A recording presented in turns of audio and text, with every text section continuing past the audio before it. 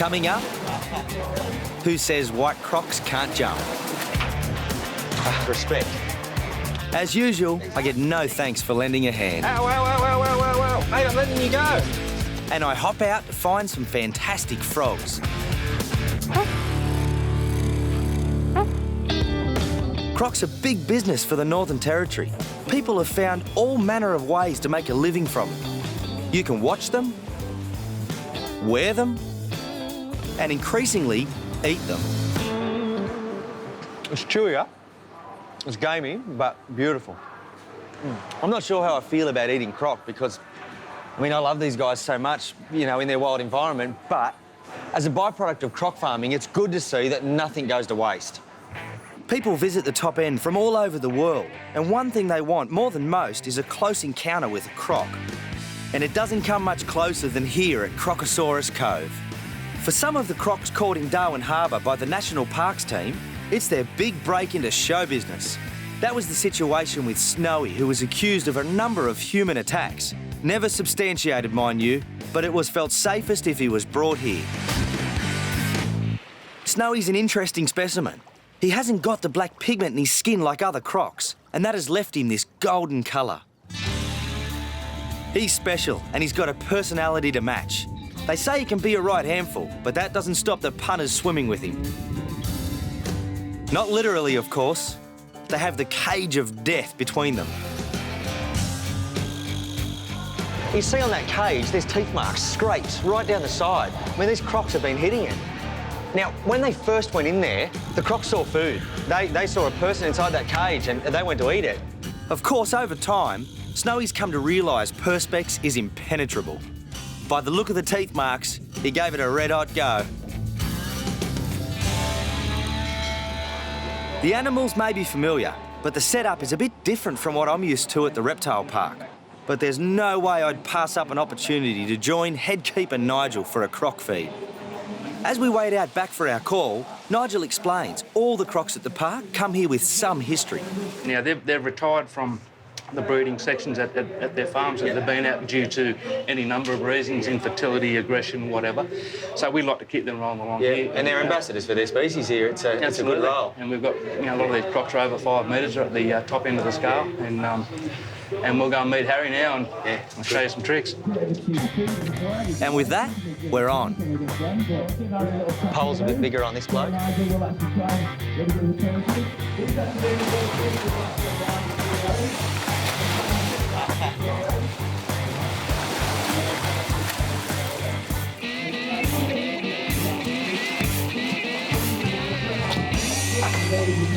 Tim, it's your turn. Harry's famous for looking at knees, so look after your knees. Watch me knees, eh? Come on. Come on. How far out, Nige? Yeah, you're right. I've been feeding crocs for a decade now, but there's still moments when the adrenaline kicks in.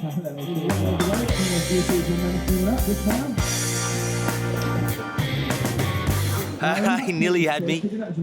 These guys are in a routine and they are trained to a degree, you know, with an animal that can take your life. Nigel, he knows them back to front. He knows them, you know, he works with them every day and they're conditioned to perform as such, to educate people and show people, but that's a two-edged sword because without that conditioning, you're risking your life.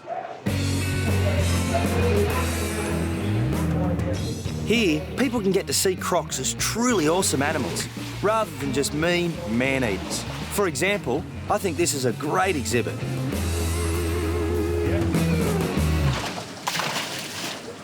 The great thing about this is that it gets people interacting with crocs. Now, we generally fear what we don't understand. And normally with crocs, that's how it is. We think they're going to kill us. To have an interaction like this gives people an understanding and it brings respect. That's good for crocs. Great for these crocs too. I mean, you know, what enrichment. These guys are just having a bit of fun in the process of getting fed. Awesome.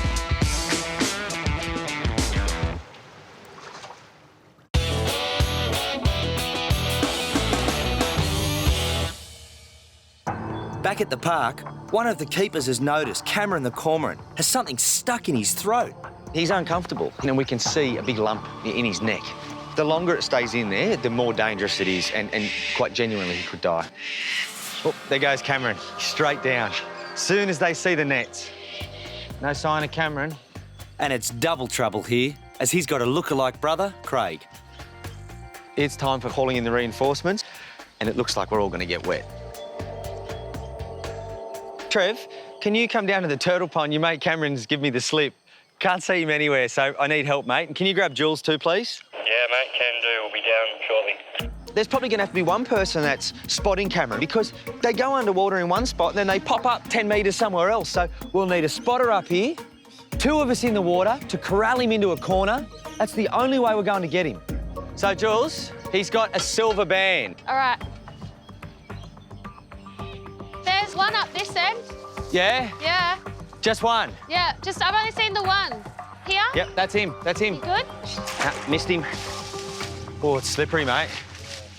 There's about this much sludge, and it stinks. Look at it bubbling. I don't mind if Trev falls in, but I do not want to fall in here. This pond has obstacles. It's got a layer of sludge, and then there are these turtles. They're everywhere, and what they eat are little bits of red meat, and they look a lot like toes. All right, got some movement here. Oh, no, it's a turtle. False Turtle, alarm. false alarm. He's on to us. You know they've gone by because there's this little mud plume where the bird's been. It's not an easy task to catch a cormorant. There's one, there he goes, under. Yeah, there's definitely one down here. Yep. Ah, Cameron. Woo, going in. Oh. I saw this guy coming in and out of here. Okay, yeah, there he goes. Oh. Okay, well, let's hope that that's Craig, and let's keep trying to get Cameron in here. Here? Yep, that's him, that's him. There's definitely a foreign object down there. And the worry is that if we feed him, it's going to get clogged, and even worse, it could choke him. There's one. Look, right there, you cheeky little fella. I think we should head back. We can at least see him. We don't know there's not 2, and just working back that way and at least try and grab him. They dive underwater and hide. It's not an easy task to catch a cormorant. Okay, he's up under the bridge.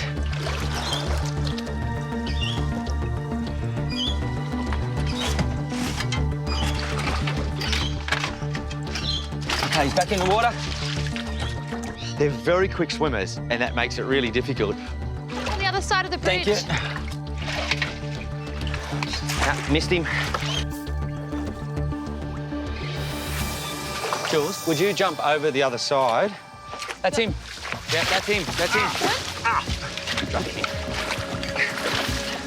Hey, settle down, mate. Ah, straight away I can feel it. Look at that. Geez, that must be hurting him. Yeah. Look at it. There it is. Yep. OK, let's get him up. As much as we pick up every speck of rubbish that's around the place, there's stuff that might filter through with the water that's been dropped, and it could be anything from, you know, a chip packet to a dummy. Easy, mate. Easy, mate. Should you grab him? OK. So are there any tricks to putting him in here without him dicing me? Nope. Just put him right down in the bottom so he doesn't fall. There you go, mate.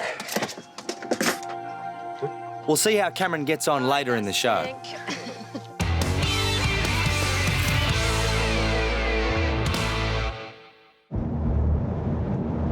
We're heading into the World Heritage listed Kakadu National Park, and its floodplains hold some of the biggest crocodiles in the world.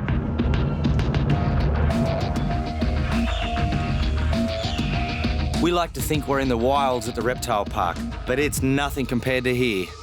There are plenty of warning signs around, but there are a lot more crocs than signs, and it's the one you don't see that'll get you if you're not careful. This is an example of where crocodiles and people have interaction with each other. It's hard to believe that those guys are up there on that wall. There's a large croc there. People fishing here. There's a fish right now. It's a recipe for disaster. At this very spot 20 years ago, someone was killed by a crocodile. People need to be croc-wise, because at the end of the day, it's the poor old croc that'll end up being shot. Saltwater crocs are all through these floodplains. While they can survive in salt or freshwater, their smaller cousins, freshies, can't. I'm heading up into the escarpment country to see if I can catch a freshie and show you the difference between them. There's plenty of marine life in these billabongs, including crocs.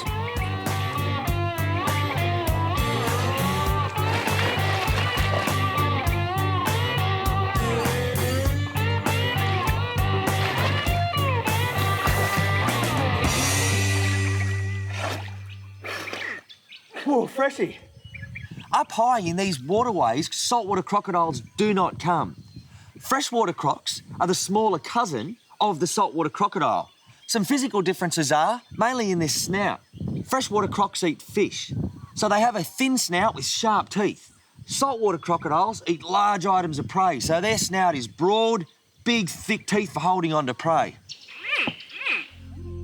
It's getting late in the day, and it's time to go and see if we can spot some of the really big salties that inhabit Kakadu. Local fisherman Matt is taking me into the quiet backwaters, only accessible by a small boat. This is magical country, absolutely breathtaking, but living amongst all this serenity are deadly man-eaters. Well, before I get dark, we might head up over the sandbar and I'll take you into the rock holes. Good. See if there's a big croc in there, but it's pretty nice scenery. And We're going to go and try and find a big croc. What's a big croc? 4.5. 4.5 metres. That's over half a tonne of croc. That's a big animal. Bigger than the boat anyway.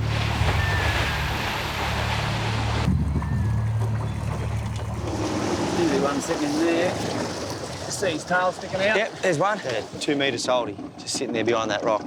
He's probably one of the smaller crocs here, and that's his little hidey hole. There's another croc just in here. That's about 6 we've seen now in a couple of 100 metres. They're everywhere. Well, we're up little part here the big boats can't get through. It's a nice little boat so it can pop over the shallows. And we're looking for a big croc. It doesn't mean it's the best feeding ground. It's all about female nest sites. So a big male's territory is going to hold the best available sites for females to lay their eggs, and that's why he's got that territory.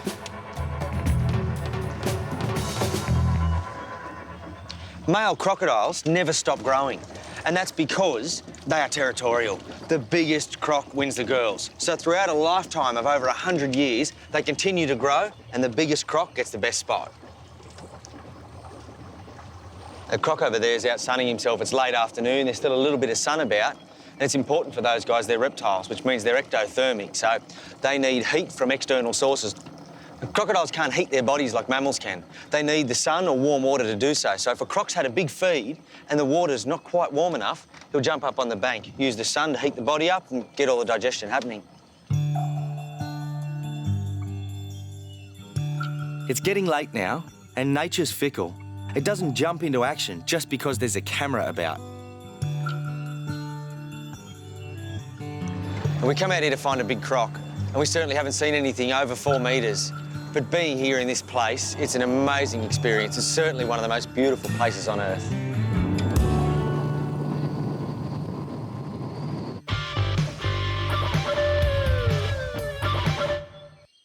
Look at this guy.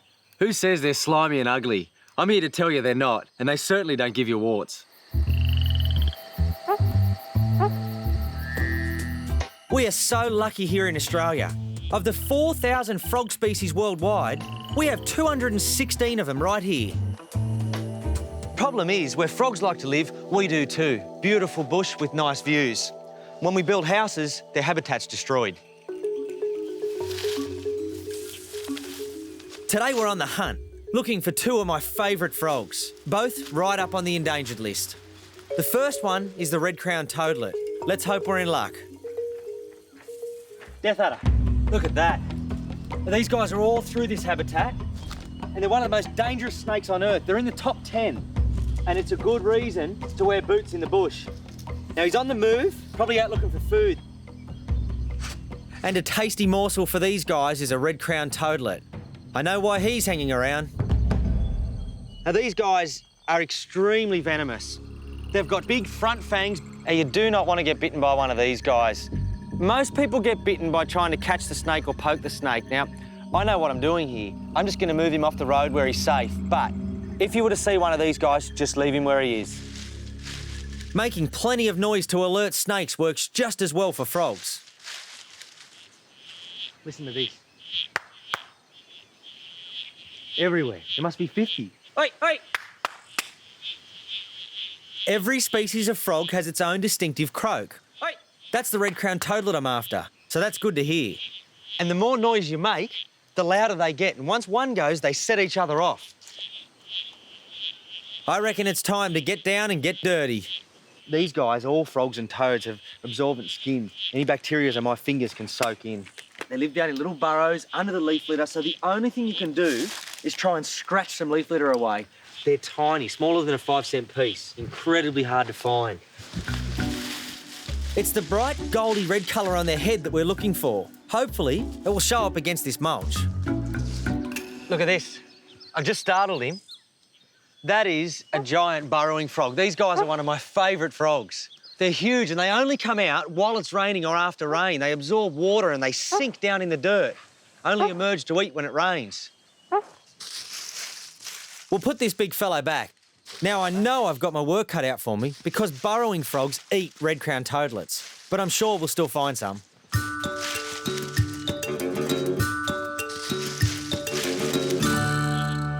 We just heard one here. Here he is.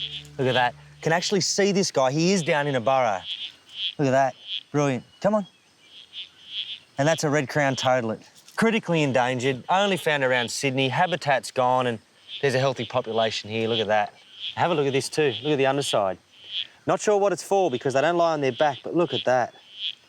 Just stunning.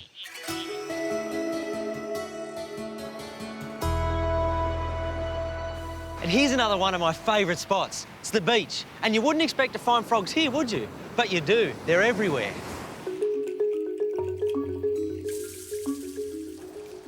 The frog I want to find here is the green and gold bell frog. And bingo, I've got one. We've actually got an adult and a juvenile. So I'm going to grab the adult out. They're the most beautiful frog. Now, green and golden bell frogs live along the east coast of Australia, the most densely populated part of Australia. Unfortunately, these guys like freshwater coastal lagoons. So do people. We build all around them and habitat destruction is the biggest threat facing these guys. It's drier than I would have liked, but hopefully we'll find some more. There's one. Think I got him? Yep, got him. This is a striped marsh frog. Really common. These guys are found sort of right along the east coast. In this area, this habitat, the biggest predator is a bell frog. But they're found in lots of areas bell frogs aren't. They do quite well in people's yards. If you see these guys in your backyard, it's a good sign that you've got a healthy little ecosystem.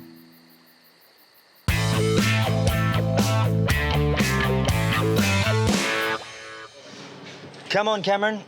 Hopefully we can get this out real easy, mate. We've got a problem with Cameron, our cormorant, who has something lodged in his throat, so we're about to examine him. Grab a bit of... No more biting. I can feel it's actually got bends in it.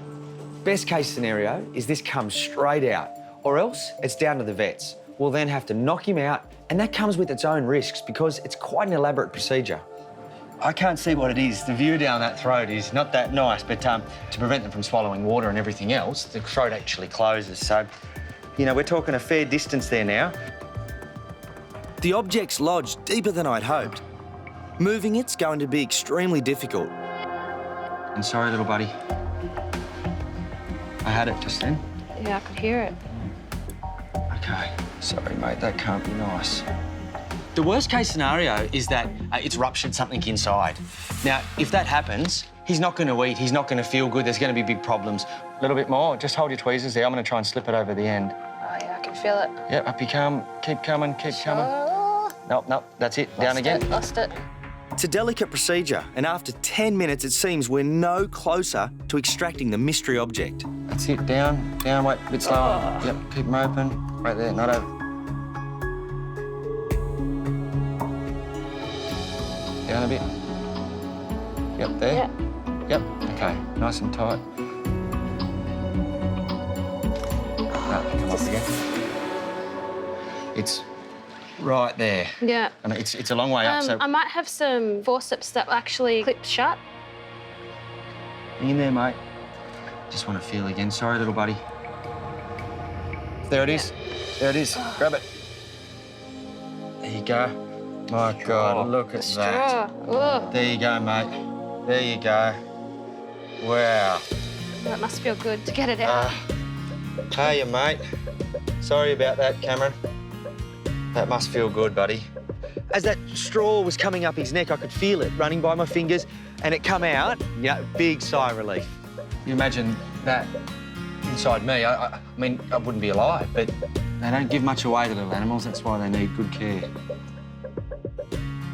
I'm not the only one relieved the straw's been removed. Look at that. That's nuts. Get that count. Oh, yeah, good on you, mate. That's what you should do next time you come across a straw. Don't throw your straws in the water. Oh, thank you. Wow. Hey, well, that's good, mate. That's good result, hey? You ready to go back? Yep. I might just carry you down, mister. Hey, look at him waiting. Wonder if he knows that he's coming back. Here he is. He looks like he knows. Well, You're all right, Craig. OK, mate, you ready? Off you go, back to your brother. There you go. There you go, buddy. Off you go.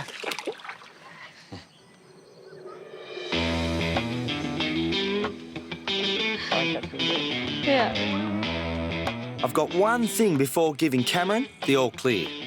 You got some fish there, Trev? Yeah, I do. I'm going to try and feed him. It's a good indication of how he feels. He's been through a lot, and I wouldn't really expect him to feed, but I'm going to try. There he is. There you go, mate. There we go. Oh, look at that.